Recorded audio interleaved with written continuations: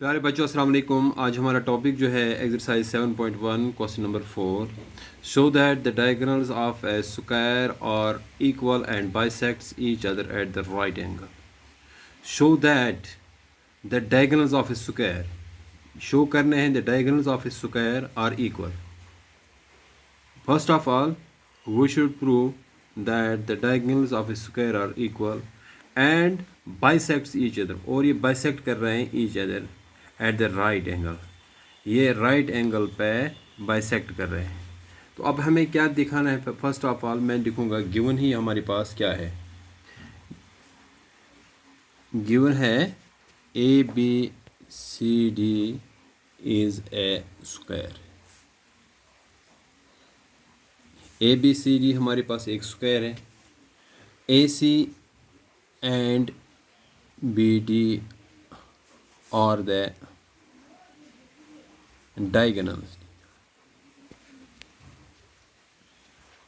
Diagonals of a square, ये इसके diagonals हैं and which intersect at point O, जो ओ पॉइंट पे इंटरसेक्ट कर रहे हैं। अब देखिए टू प्रूव क्या है, हमें प्रूव क्या करना है? प्रूव हमें दो चीज़ें दिखाने हैं।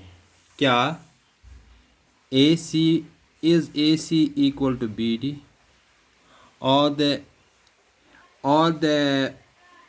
diagonals are square of the diagonals of a square are equal first, and second is AC perpendicular BD at point O।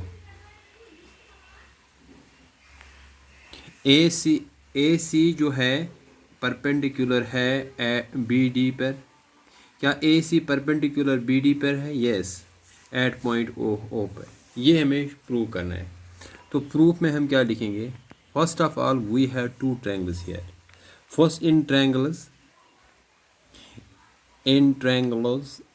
A B C, ये हमारे पास फर्स्ट ट्रायंगल है। And triangle B A D, triangle B A D. यहाँ अगर मैं similarly इसी तरीके से मैं बनाऊंगा एक ट्रायंगल ए बी सी। ये प्यारे बच्चों आप मेरी तरफ देखो कि मैंने ये ट्रायंगल को ए बी सी, और दूसरी ट्रायंगल जो है मैंने इस तरीके से यहाँ ए डी बी। अब यहाँ आपको कुछ नज़र आ रहा है, इन ट्रायंगलों में हमें देखना है इनमें एक जैसा क्या है। पहले ए बी और ए बी ये कॉमन लग रहा है, तो first of all we write here A B is equal to A B, ये कॉमन है। अब जब ये दो निकले, अब ये देखेंगे ये क्या है, बी सी और ए डी जो है ये क्या है? ये साइड्स ऑफ स्क्वायर है। बी सी ये है, this is the side of the square, and B D this is the side of the square. तो मैं लिखूँगा इस तरीके से B C is equal to A D. तो यहाँ मैं लिखूँगा side of a square, side of a square is always equal to 90 and also is equal to the ये साइड ऑफ द स्क्वायर लिखूँगा बस। अब यहाँ ये angle A and angle B, इस तरीके से मैं लिखूँ angle A B C and is equal, सीधा लिखूँगा angle B A D. Angle A B C, ये बी पर एंगल ये 90 है और यहाँ ए पर है, तो मैं लिखूँगा ईच 90। अब ये तीन कंडीशन जब ट्रायंगल्स में होंगे तो ये क्या है? फर्स्ट ऑफ ऑल मैं लिखूँगा triangle A B C is concurrent triangle B A D. ये कॉन्करेंट्स हैं, ये दो ट्रायंगल्स कॉन्करेंट है। मगर किस कानून के तहत? SAS साइड एंगल साइड के तहत। तो हम लिख सकते हैं side angle side congruence rule. तो इस तरीके से फर्स्ट कंडीशन जो है, अब ये A C is equal to B D में लिखूँगा, तो इस तरीके से मैं लिखूँगा A C is equal to B D. ये क्या है, कॉन C P C T, congruent parts of the congruent triangle. जब ये बराबर होगा ये बराबर होगा तो ये दो साइड जो है ये बराबर होंगे, तो इसको हम कहते हैं congruent parts of the congruent triangles. तो इस तरीके से यहाँ फर्स्ट मैं लिखूँगा, यहाँ hence part first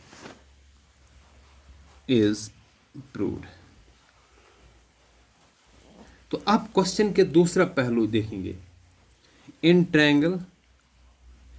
triangles A O B and triangle A O D.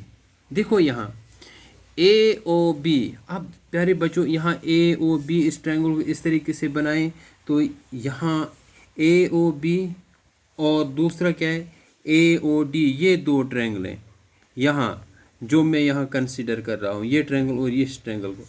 इसमें भी ये कंडीशन देखेंगे। फर्स्ट ऑफ ऑल यहाँ कॉमन कुछ लग रहा है ए ओ डी एंड इन दो में से A O is equal to A O, ये मैं लिखूँगा A O is equal to A O, this is common.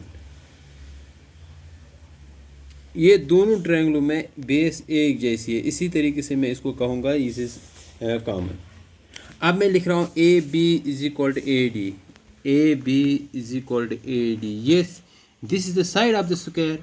यहाँ मैं लिखूँगा A B is equal to A B side of the square, side of a square. अब तीसरी condition क्या है, O B is equal to O D. ये O B जो है वो ओ डी के बराबर है, क्योंकि ये